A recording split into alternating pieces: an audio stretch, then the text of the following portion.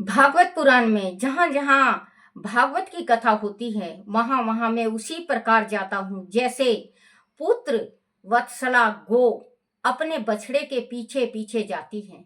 जो मेरी कथा कहता है, जो सदा उससे उसे सुनने में लगा रहता है तथा जो मेरी कथा से मन ही मन प्रसन्न होता है, उसे मनुष्य का मैं कभी त्याग नहीं करता।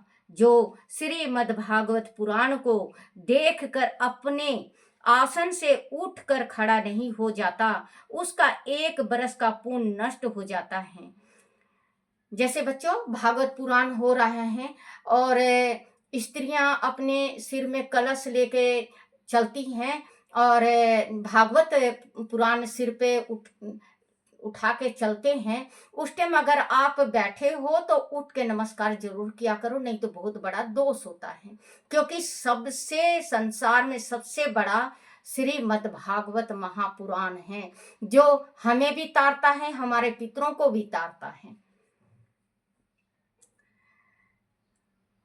अपने आसन से उठकर खड़ा नहीं हो जाता, उसका 1 बरस का पुण्य नष्ट हो जाता है। जो श्री मद् भागवत को देखकर खड़ा होने और प्रणाम करने आदि के द्वारा उनका सम्मान करता है, उस मनुष्य को देखकर मुझे अनुपम आनंद मिलता है। जो श्रीमद् भागवत को दूर से ही देखकर उसके सम्मुख जाता है, वह एक एक पग पर अश्वमेध यज्ञ के पुण्य को प्राप्त करता है। इसमें तनिक भी संदेह नहीं है। जो मानो खड़ा होकर श्री भागवत को प्रणाम करता है, उसे मैं धन, स्त्री, पुत्र और अपनी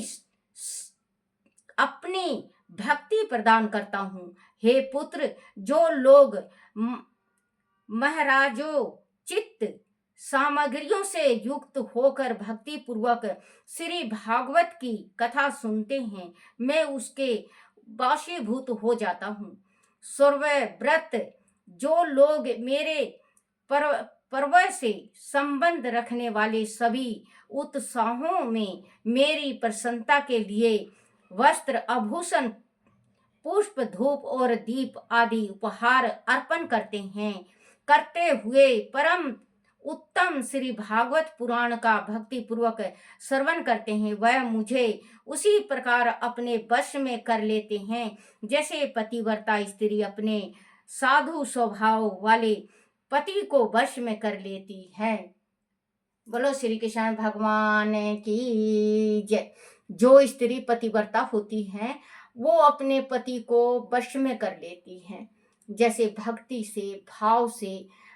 कहते हैं बच्चों, एक आज तो थोड़ा रह गया इसी वास्ते, फिर मैं बताऊंगी कि पति के चरणों में स्त्री का धर्म होता है। राधे राधे बच्चों।